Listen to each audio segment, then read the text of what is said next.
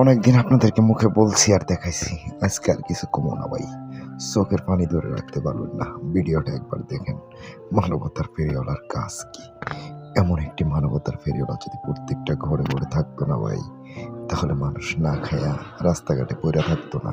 ভিডিওটা একবার ধৈর্য ধরে দেখেন। বাচ্চাটিকে ডাকবে, বাচ্চাটি ভয়ে যাইতে চাবে না, তাকে চিনে না যে তার বিয়ে, তার সাথে যাবে না, এরকম একটি কথা বললো। উনি বললো যে ঠিক আছে, তুমি যে খাবারটা চাচ্ছ তোমাকে খাওয়াবো।